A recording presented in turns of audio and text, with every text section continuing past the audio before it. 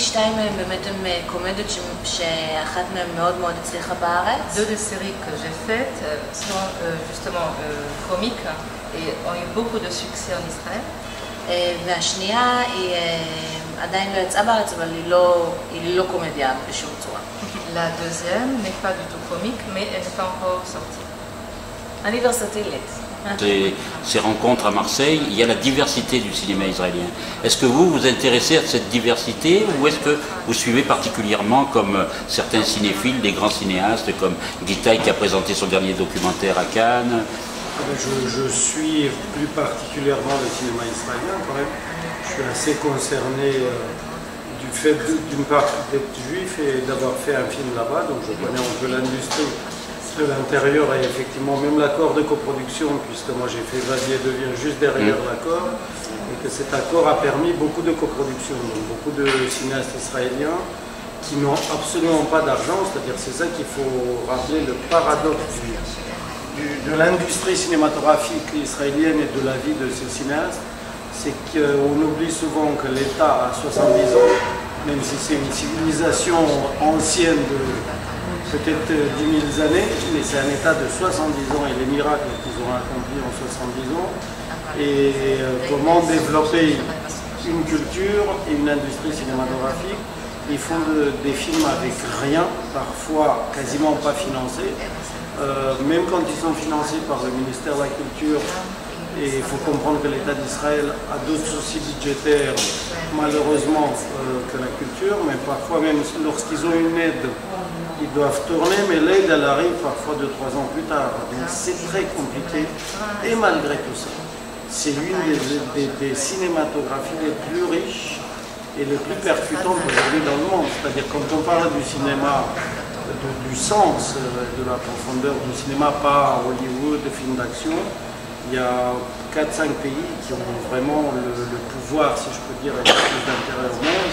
C'est Israël, c'est la Corée du Sud, c'était l'Iran, maintenant ça baisse un tout petit peu, la Roumanie qui demeure toujours fort, un tout petit peu Taïwan et à des moments l'Argentine, mais voilà, c'est parmi les cinématographies les plus fortes dans un cadre économique extraordinairement restreint. Donc c'est à chaque fois des miracles.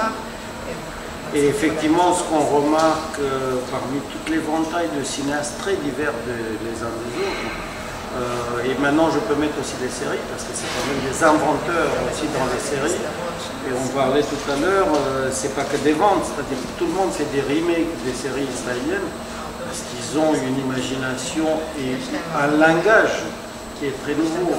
Effectivement, au début ils étaient un peu orientaux, après ils étaient très influencés par la nouvelle vague et par le cinéma européen, et aujourd'hui ils ont trouvé le mariage entre leur identité profonde israélienne, c'est-à-dire ni que orientaux, ni que complètement européens, et c'est là leur force et leur particularité, et surtout leur force, c'est qu'ils parlent d'une manière très franche de l'intérieur de la société israélienne, qu'en Occident et partout on croit très linéaire, c'est-à-dire certains y croient soit qu'ils sont tous des Lubavitch religieux, extrémistes, et pas du tout.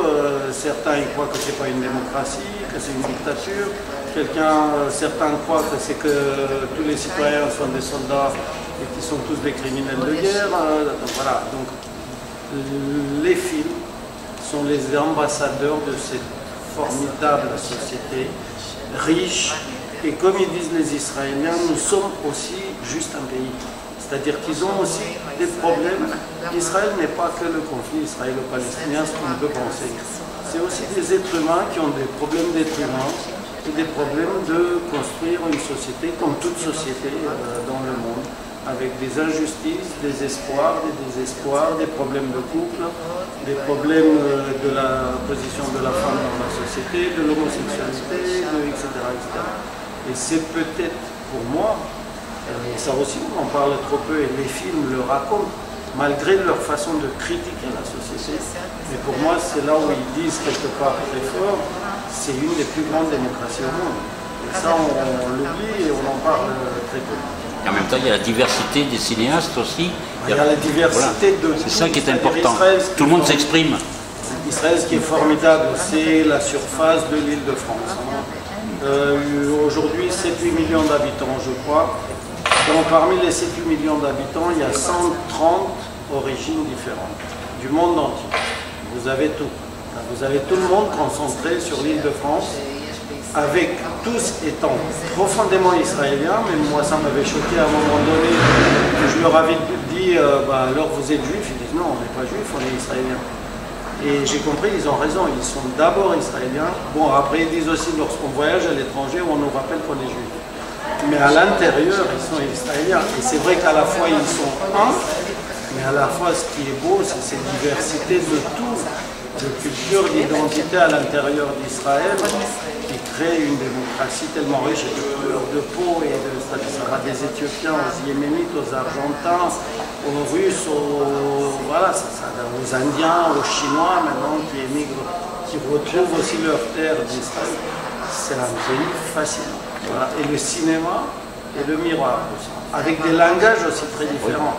C'est-à-dire de Harry Feldman, qui fait un documentaire en dessin animé, le premier au monde qui fait ça, jusqu'aux films sociaux, aux comédies, c'est d'une diversité, d'une richesse incroyable. Et donc, avec la petite équipe, Michel, qui est là, Daniel, qui est là aussi, la petite équipe de Judaïne Ciné, on regarde tous les films qui sortent tout au long de l'année. Mais on essaie de prendre les 10 meilleurs. Il se trouve que cette année, et c'est une fierté, on a la chance de pouvoir aussi, dans notre programmation, montrer des films de patrimoine, et notamment 3 films issus de la nouvelle vague israélienne d'un réalisateur extraordinaire qui s'appelle Uri Zohar, et qui était vraiment le chantre de la nouvelle vague en Israël dans les années 70. Il nous montrait un film qui est un mythe pour les cinéphiles, un film de Chris Marker qui s'appelle Description d'un combat, que presque personne n'a vu, mais dont tout le monde a entendu parler. Vous savez, de ces films qui disparaissent, qui ne sont pas montrés, qui finalement passent sous le manteau de cinémathèque en cinémathèque, et qui est ressorti cette année. Et quand je dis c'est une fierté, c'est que probablement que le travail que nous faisons, alors nous ici avec Regard sur le cinéma israélien, mais plus largement tous les festivals qu'on a accompagnés, suscités ou avec qui on travaille en bonne intelligence, ont donné le courage à des distributeurs de les ressortir ces films-là, les numériser, les remasteriser et donc de leur donner une deuxième vie. Probablement en se disant que finalement l'expérience des festivals à droite et à gauche montre que le cinéma israélien crée de l'intérêt. Et donc cette année, dans la programmation, particulièrement cette année, on a 4 films de patrimoine, entre guillemets, qui sont des films extraordinaires que je vous invite vraiment à découvrir. Lesquels? Alors, il y a Description d'un combat, film de Chris Marker, un film de commande pour la bar mitzvah d'Israël, c'est-à-dire un film pour les 13 ans d'Israël, un film autour de l'utopie de ce pays qui est en train de se créer, Chris Marker étant le grand cinéaste des utopies d'époque. Voilà, et de revoir ça 40 ou 50 ans après, c'est impressionnant, d'abord de beauté, d'intelligence, mais aussi de ce que raconte l'évolution du monde.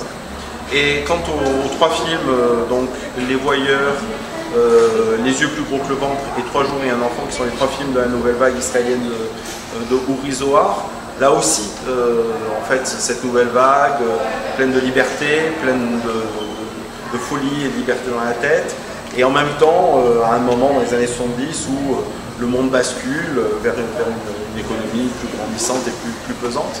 Donc, et alors, enfin, Shani par exemple pour en témoigner, mais le film Les Voyeurs, c'est un film cultissime en Israël, que tous les Israéliens connaissent par cœur, au même titre qu'ici on connaît La vie est dans le fleuve tranquille ou Le Père Noël est une ordure, ça les gens connaissent. Et la plage la plus connue et la plus réputée de Tel Aviv s'appelle la plage des Voyeurs, c'est la plage où a été tourné le film. Et voilà, donc si vous voulez, c'est aussi une manière de connaître par le petit bout de la lorgnette la société israélienne. Vous, Radou, vous parlez combien de langues? 7. 7? Oui, pas toutes aussi bien, mais 7. Okay. Français, anglais, roumain, italien, espagnol, un peu d'allemand et yiddish. Quelle est il y a une technique ou pas pour apprendre autant de langues? La technique, c'est quand tu vis sous une dictature, tu ne sais pas où tu arrives. Quand tu t'enfuis, donc tu apprends toutes les langues. Ou alors de la traduction.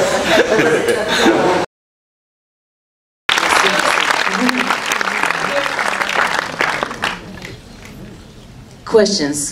C'est l'autre question. Bonjour, merci de cette très belle interprétation. On ne sort pas indifférent à la fin de ce film, on est ému, on est tous émus. On est ému par cette détresse, par cette souffrance. Moi j'ai envie de vous dire comment vous êtes rentré dans un film qui a un rythme lent, c'est presque un huis clos. En même temps, est-ce que vous diriez que c'est un film militant? On connaît la fracture qui peut exister en Israël entre le monde religieux et le monde laïque, on va dire. Est-ce que c'est une façon de révéler cette souffrance de femme? Est-ce que c'est un film engagé? Voilà, merci encore. Je ne pense pas qu'elle proteste dans ce rôle. אני חושבת שהיא חיה בעולם הדתי, ברור לה מה תפקידה בעולם הזה. Elle vit dans le monde religieux et pour elle, il est clair quel est son rôle dans cet univers-là. ואז פתאום צצה לה השאלה, האם היא מוכנה לחיות בעולם הזה בעצב ובמה שכרוך בו? Et elle se pose la question, est-ce qu'elle est prête à vivre dans ce monde avec tout ce que cela engage? או לבחור לחיות את החיים המקבילים לחלוטין, בזנות, בסרסרות, באלכוהול, באלימות, ושם היא בעצם בוחרת. Ou vivre dans un monde parallèle. זה מה שהיא בוחרת? לא, אני אומרת, יש לה בחירה, אנחנו לא יודעים מה היא בחרה. Donc, elle a un choix, on ne sait pas quel est son choix, mais elle se pose la question, est-ce que je continue à vivre dans ce monde qui est enfermé, que je connais bien, ou est-ce que je vais vivre dans un monde qui est parallèle? Donc, dans le monde où c'est le proxénétisme, l'alcool, la drogue, et elle se pose cette question-là. ועצם זה שאנחנו גם לא רואים מה הבחירה שלה בסוף, Le fait qu'on ne voit pas quel est son choix à la fin du film, זה משאיר את זה לגמרי פתוח לאינטרפרטציה שלכם. ça laisse ouvert à votre propre interprétation. ברורים לה הגבולות שלה. Où ses propres limites sont très claires pour elle. ושוב, היא עומדת בפני מבחנים, והיא סקרנית, והיא רוצה לדעת. Donc là, elle se trouve face à des situations où elle doit faire des preuves, elle veut savoir, elle a envie de savoir plus. Je pense que le cimetière, c'est pas anodin comme lieu. Est-ce que le parallèle est fait justement avec tout ce qui se passe dans cette société justement israélienne ou même internationale, on peut dire, parce que c'est vrai que la mort plane et puis en même temps ce cimetière, je pense, peut être voilà, c'est très métaphorique. היא התחילה לכתוב את הסרט, ממה שהיא מספרת, מתוך המקום, זאת אומרת, היא הייתה מסיירת בהר הזיתים, והיא החליטה שהיא רוצה לכתוב סיפור על הר הזיתים. Donc d'après ce que Yael, la réalisatrice, raconte, c'est qu'elle s'est retrouvée dans ces lieux-là et elle voulait raconter une histoire à partir de cet endroit. אני מסכימה איתך שבית הקברות מסמל, המוות מסמל איזושהי התייבשות בחיים וכמילה.